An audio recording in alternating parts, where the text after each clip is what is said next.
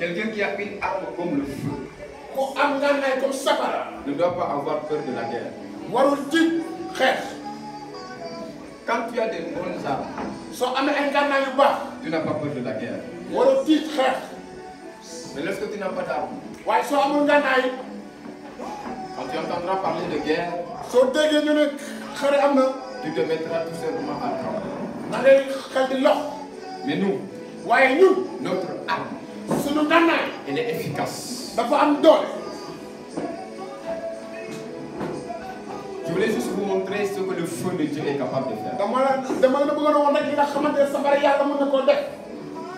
Ça c'est juste pour commencer.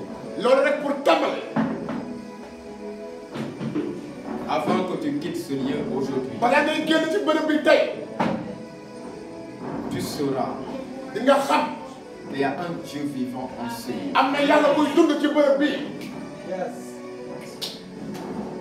Quelqu'un m'entend? La Bible nous dit ceci dans 2 Rois. À partir du chapitre 1. Le chapitre 1, à partir du verset 9. Je vais lire ces passages rapidement. Introduire sous l'onction, sous cette onction qui est présente. La salle est saturée de la présence de Dieu. Le feu est en ce lieu. Quand vous êtes dans une telle présence, vous devez profiter au maximum. Vous ne devez pas permettre à quoi que ce soit de vous distraire. Tu dois savoir ce pourquoi tu es venu ici. Et tu te focalises sur cette chose. Ne prête pas attention à celui qui est à gauche, ni à celui qui est à droite. Focalise-toi. Tu dois te dire, si quelqu'un a reçu, c'est parce qu'il a été disposé. Moi aussi, je ferai de mon mieux pour recevoir. Tout le monde ici peut recevoir.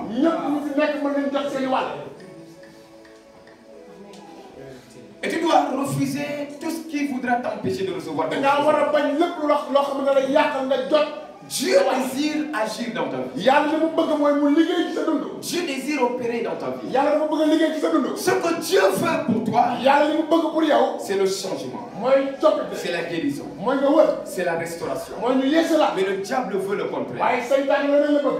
Ce que Dieu veut pour toi, c'est l'élévation, la percée, la gloire, la montée, l'ascension, le débordement de grâce et la bénédiction. Mais le diable veut le contraire. Mais toi, tu ne dois pas prêter attention au diable. Reste focus sur ce que Dieu veut faire pour toi. Et dispose ton cœur à recevoir ces choses. Connecte-toi à la chose et saisis-la. Cette chose que tu désires, elle est disponible. C'est à toi de te connecter. Entre en connexion. Aligne-toi. Reçois ta part. J'aime le passage que je vais lire. Ce passage nous parle du pouvoir de Dieu, de l'onction, de cette énergie. J'aime l'onction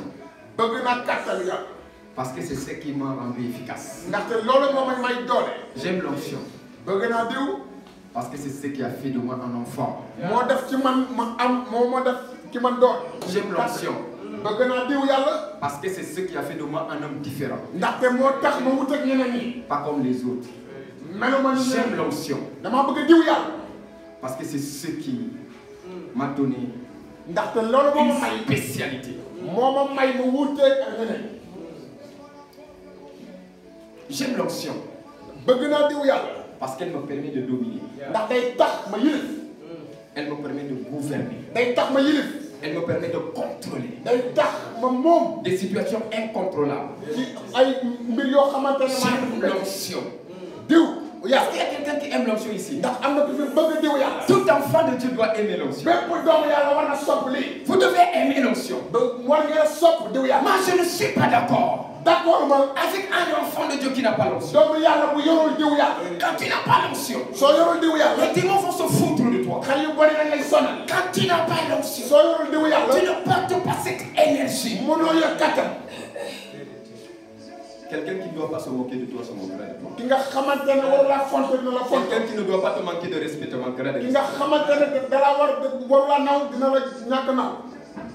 Cette semaine, tu sais, notre chien là, il était parti il y a quelques mois.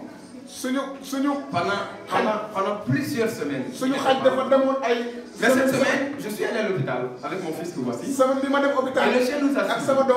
Et on est rentré. Exactement quand on est entré dans l'hôpital, quelqu'un a pris le chien et puis il est parti. 3 jours, je n'ai pas vu le chien à la maison. J'ai demandé à tout le monde ici. Il m'a dit que le chien, je pense qu'il est resté. Parce que depuis le jour là, quand je suis monté en haut et que je suis en train de prier, l'esprit me dit que quand vous êtes entré dans l'hôpital, quelqu'un m'a pris et il est rentré à la maison.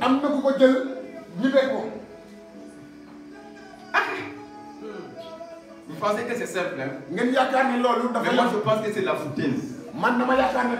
C'est un simple chien, ça sert à rien. Mais c'est pas la chose qui est en moi. Sans ma permission, sans mon autorisation. Je dis partout où se trouve cette personne qui a pris le chien, que la faute tombe sur lui. Le lendemain, hier, on a vu le chien à la maison.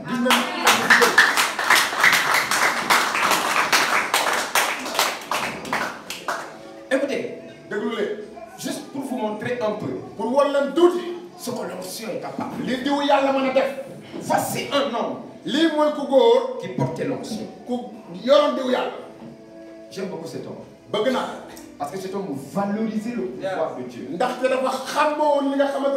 portes l'onction, tu valorises le Dieu que tu sers. Est-ce que quelqu'un m'entend?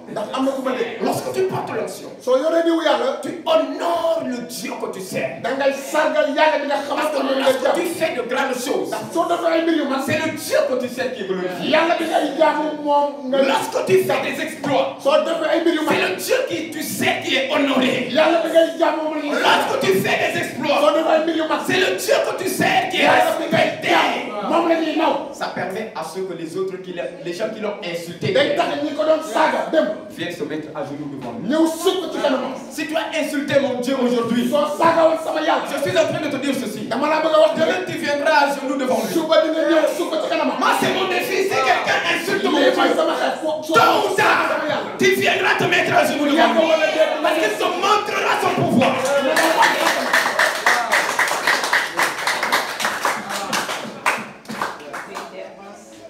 Est-ce que quelqu'un m'entend?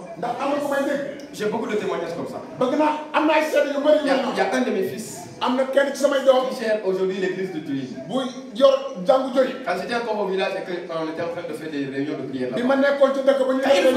quand il venait à la réunion, il disait aux gens, ça là c'est de la foutaise. Ça là c'est rien. Ça là c'est le complot. Ils sont en train de fabriquer les choses. Quelqu'un il tombe. Quelqu'un il tombe. Ils sont en train de parler entre eux. Mais est-ce que je connais cette maman là? Je connais l'autre. Je connais l'autre. Je ne sais pas d'où ils viennent. C'est le pouvoir. C'est l'onction. C'est la puissance. C'est le feu qui est en moi. Qui agit. Mais la même personne, après quelques semaines, il a été attaqué par les démons. Est-ce que vous m'entendez? Lui qui parlait comme ça, on me l'a amené dans un programme paralysé. Il était couché comme ça. Il ne pouvait même pas rester assis. Et il criait. Il ne pouvait pas. Les démons avaient saisi la langue. Ce programme, je l'ai fait dans leur maison.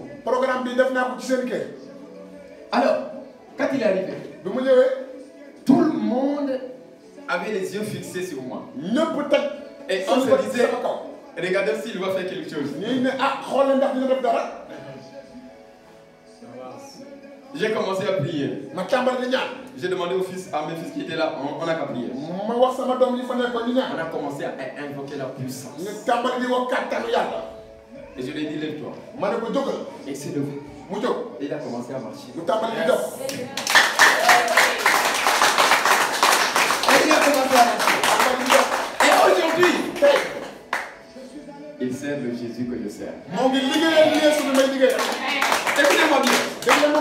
Lui qui parlait comme ça avant. Quand je descends là-bas, quand il me voit, il court, il vient se mettre en milieu. Pourquoi? Il a appris à connaître le Dieu que je sers. Et il respecte ce Dieu. Vous savez pourquoi il se met à genoux devant moi? Parce qu'il honore au travers de ma vie le Dieu que je suis. Il ne voit pas ce Dieu. Il me voit, je suis son représentant. Est-ce que quelqu'un comprend? Parce qu'il y a des gens qui voient les gens qui viennent et ils me saluent en se mettant à genoux. Pourquoi ils se mettent à genoux devant un homme? Ils ne se mettent pas à genoux devant moi. Ça, c'est la chair. Ça, c'est la poussière. Ça va retourner dans ma poussière. Mais il y a quelqu'un qui vit en moi. Il est digne d'être honoré. Quelqu'un habite en moi. Il mérite les honneurs. C'est celui-là qui honore. Est-ce que quelqu'un me reçoit? Voici un homme de Dieu. On l'appelait Élie. Le prophète.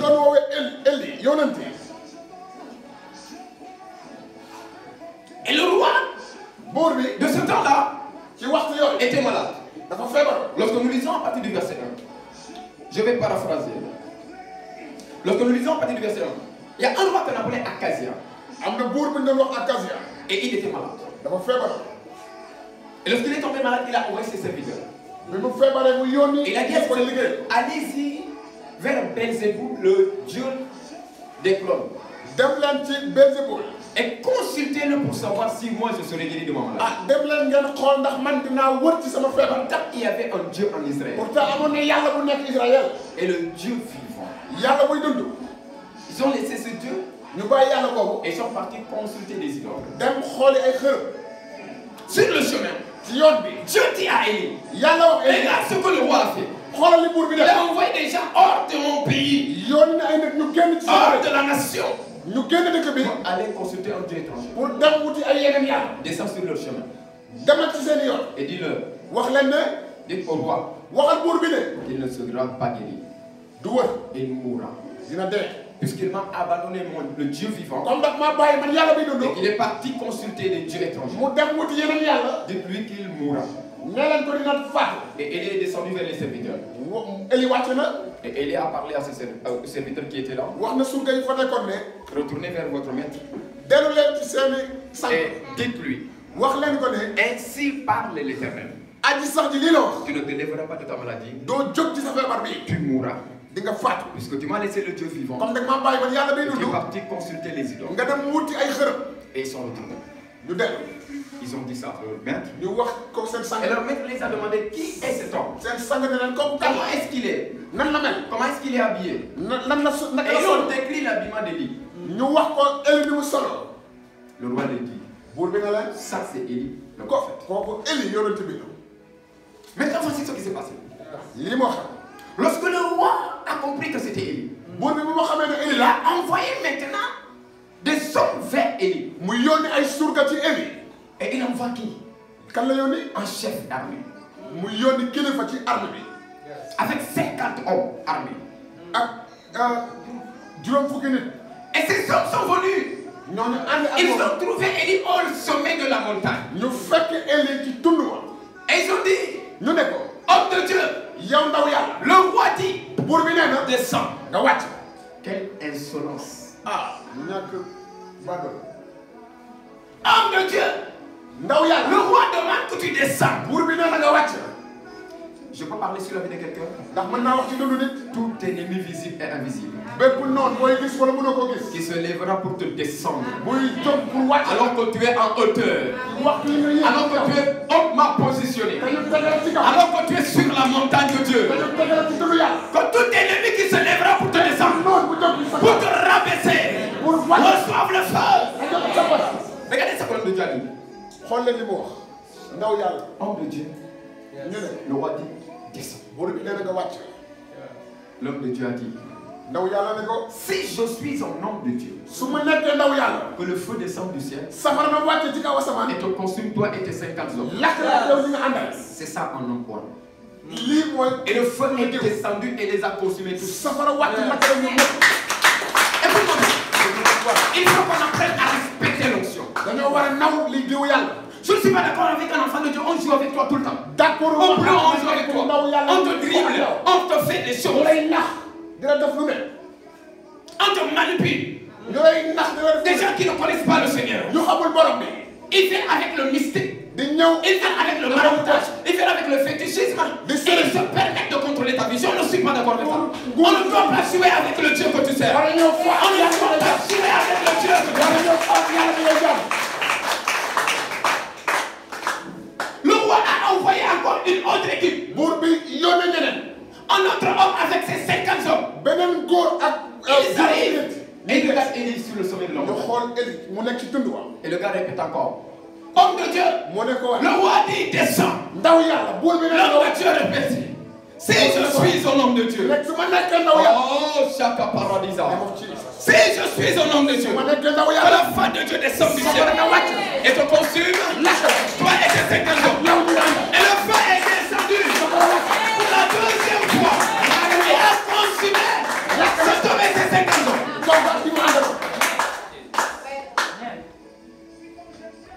If I be a man of God, si je suis un homme de Dieu,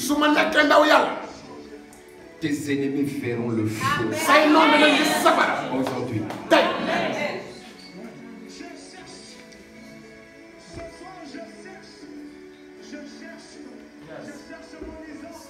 Le feu les a consumés par une parole. Quand un homme est roi, ses paroles ne sont pas simples. Quand un homme porte l'onction, ce qui sort de sa bouche est dangereux. Ce qui sort de sa bouche ce qui sort de sa bouche est capable de détruire et de construire. Ce qui sort de sa bouche est capable de renverser et de bâtir. Lorsqu'on emporte l'onction, les paroles qui sortent de sa bouche portent un poids. Ils sont capables de donner la vie et la mort. Tout dépend de comment il manipule l'onction.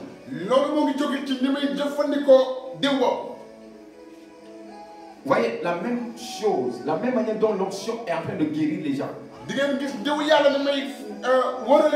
Cette onction est capable de massacrer. Est-ce que vous m'entendez? Cette onction est capable de commettre des ravages.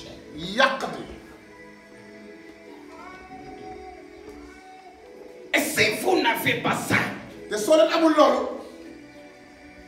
homme de Dieu, descend. Maintenant, s'il n'était pas descendu, qu'est-ce qui allait se passer? S'il n'avait pas l'onction, ils allaient passer aux actes. Ils étaient armés.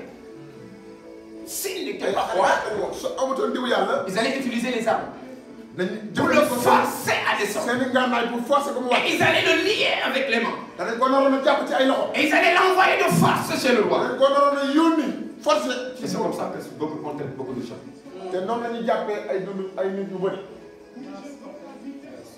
Les démons viennent pour t'arrêter. Ils viennent armés. Ils viennent équipés.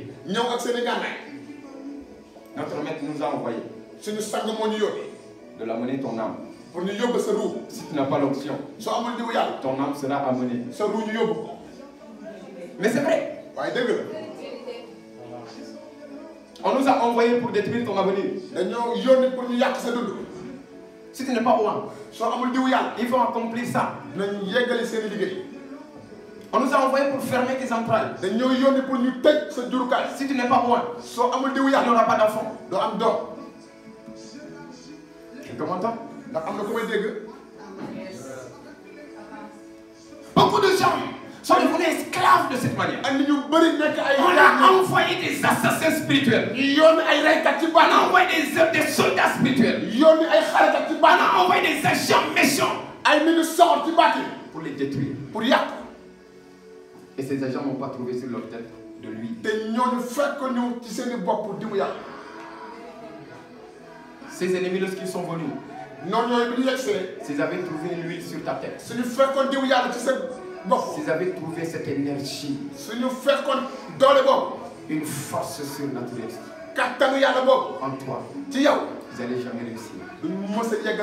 Et je prie à partir d'aujourd'hui, ils ne réussiront plus jamais. Parce que tu ne sortiras pas d'ici vide. Tu sortiras d'ici avec un poids. Regardez ce que le dernier a fait. Le roi a encore envoyé une autre équipe. Cette équipe est arrivée.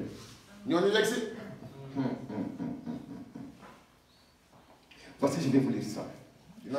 Akazia envoya de nouveau un troisième chef de 50. Et avec ses 50 hommes. Je lis au verset 13. Ce troisième chef de 50 monta et à son arrivée, il fléchit les genoux. Oh. Le premier chef, avec ses 50 ont été haïs. Le deuxième chef, avec tous ses 50 hommes, ont été consumés. Lorsque le troisième chef est arrivé, il a dit ce qui est arrivé aux autres ne m'arrivera pas. On continue de jouer avec toi parce que toutes les fois qu'on essaie de jouer avec toi, ça marche. On continue de te manipuler parce que toutes les fois qu'ils essayent, ils réussissent. Mais le jour qu'ils vont rencontrer le feu, les autres qui arriveront derrière vont changer de méthode, vont changer d'attitude.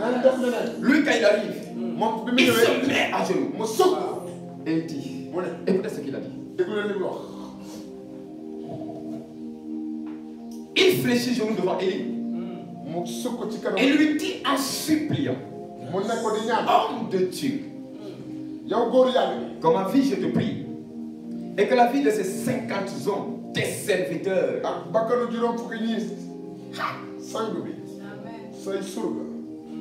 ma vie et la vie de ces 50 hommes, tes serviteurs.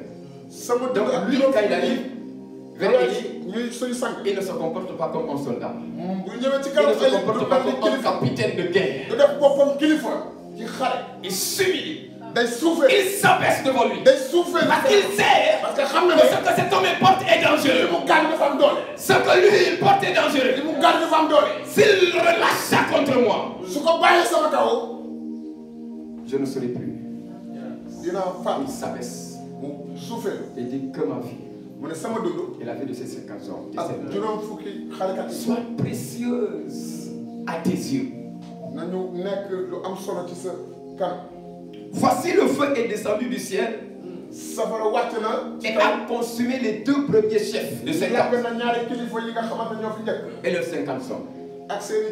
Mais maintenant, que ma vie soit précieuse à tes yeux. Il est temps que l'ennemi te parle comme ça. Non, écoute. Écoute. S'il te plaît, je veux parler à quelqu'un. Je suis prêt à dégager beaucoup d'énergie. Ne néglige pas l'énergie que je vais dégager ce matin.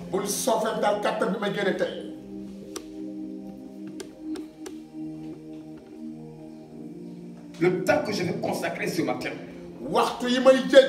Ne néglige pas ce temps.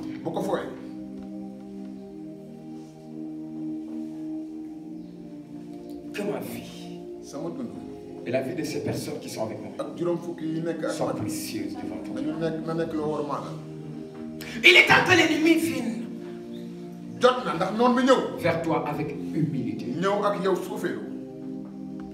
Il est temps que l'ennemi vienne vers toi avec crainte et tremblement.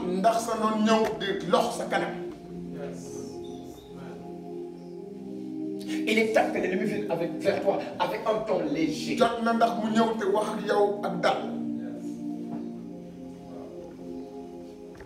Il faut que l'ennemi arrête d'osser le ton devant toi.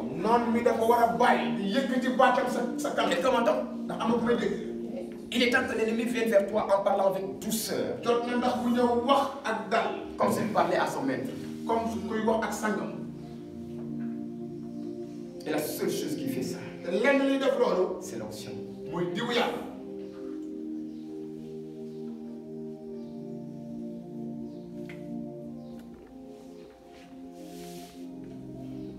Il faut que les démons aient peur de t'aborder.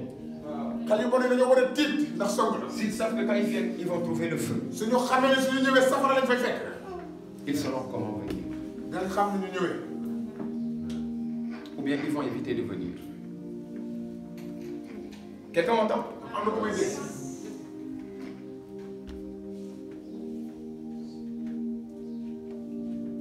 Tu ne sais pas. Tu n'as aucune idée de ce que l'onction est capable de produire dans la vie de l'homme. Élie n'était pas armé. Il n'avait pas de flèche. Il n'avait pas de lance. Il avait l'onction.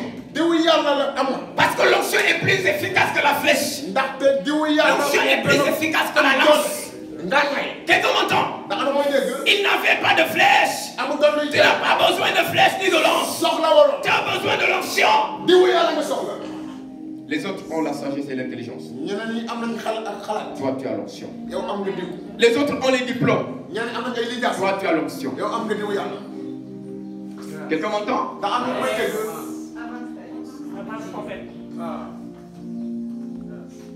L'onction est capable de te positionner. Là où le diplôme ne peut positionner personne. L'onction est capable de te positionner. Là où la sagesse humaine ne peut positionner personne. Là où l'intelligence ne peut positionner personne. Là où les compétences ne peuvent positionner personne. L'onction te lève. Ils avaient les armes, mais ils étaient en bas. Hey. Ils étaient armés, mais ils étaient en bas. C'est l'homme qui portait l'onction qui était en haut. L'onction te donne une position. L'onction t'élève au-dessus de tes adversaires. Il pouvait choisir de descendre ou de ne pas descendre. Quand tu es en haut et que tu portes l'onction, personne ne peut te faire descendre. Sinon le feu va descendre. Je déclare des déclarations. Les gens qui voudront te faire descendre, c'est le feu qui descendra. Ils veulent te voir descendre, mais à ta place c'est le feu qui descendra. In the mighty name of Jesus. Hey! Rabasuta Kalabashana. Shanebeleba Sata. Le Soto. Rahabo Santalababa. Liparuba Santalaba. Yato Parada. Le Sante Keberosa. Indababa Soto. Le Kandarabasa. Indimanula Kiyama. Ah! Rakapapapapapa. Yes,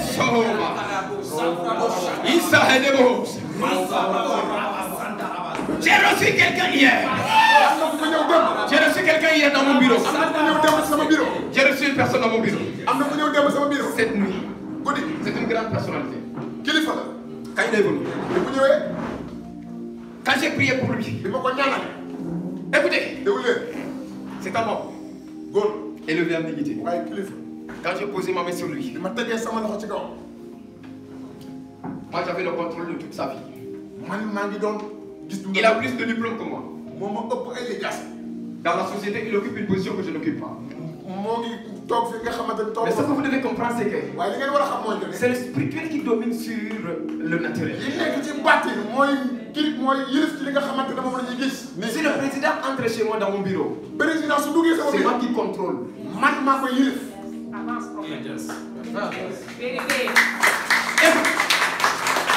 Si un ministre vient chez moi, c'est moi qui détiens le contrôle. Lui, il a la salaire, il a les diplômes. Il a une position dans la nation. Mais ma position est au-dessus. Pourquoi? L'onction. Quand j'ai posé la main sur lui, il était en train de bouger comme un lutteur. Quand j'ai fini de prier pour lui, il m'a dit, pasteur, ce que tu portes est trop fort.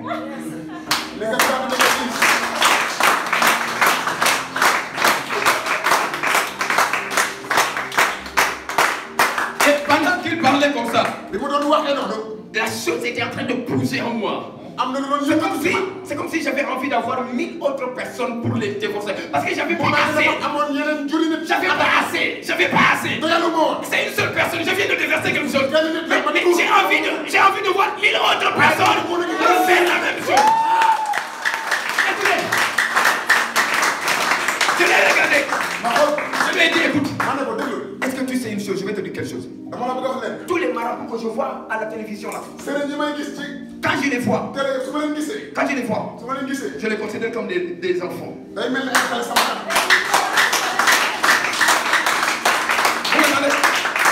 les considère comme des petits de rien du tout. Je dis quand je les vois avec le gros boubou, ils sont en train de parler et il attire l'attention de tout le monde dans ce pays. Et puis tout le monde court vers eux. Moi quand je les vois comme des petits. Ils sont trop petits devant moi. Ce que je porte s'appelle l'onction. L'esprit du Dieu vivant. Écoute-moi bien. Il m'a dit, pasteur, je vais te faire une confidence. Tous ces grands-là qui sont dans les télévisions, s'ils te connaissaient, s'ils savaient que tu es ici, ils allaient porter des blousons et se masquer pour venir chez toi pour que tu pries.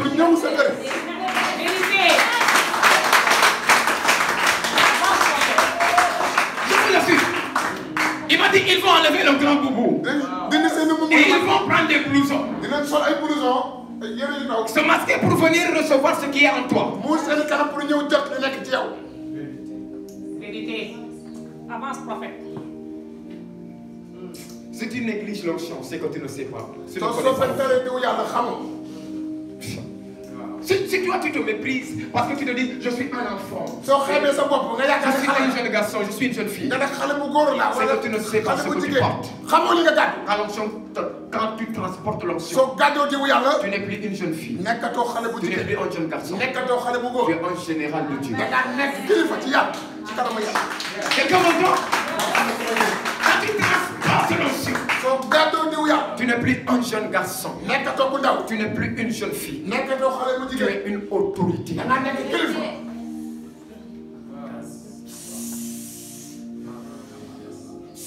Tu es une autorité. Tu es capable de contrôler toute une nation. Tu peux descendre dans une nation. Tu descends dans une ville. Tu contrôles la ville.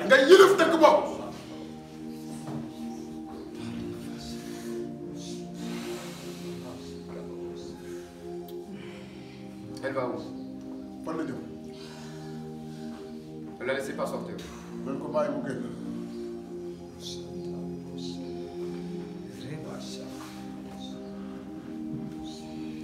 Est-ce que tu connais l'onction?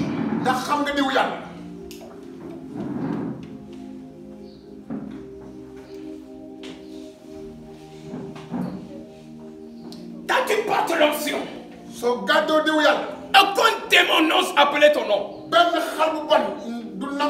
Quand tu portes l'onction, aucun sorcier n'ose appeler ton nom. Quand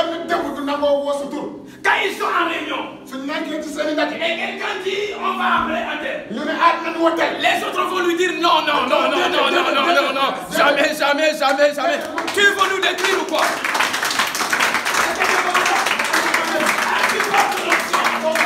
Ils peuvent citer le nom de tout le monde. Mais quand ils arrivent chez toi, leur réunion prend fin.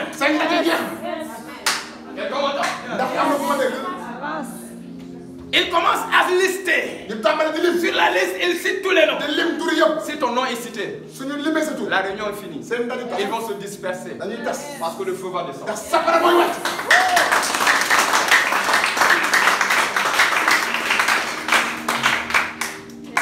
Shakabri Baba Souta. Lefo Sahada. Je vais vous donner le témoignage d'un homme que j'aime, que je respecte beaucoup.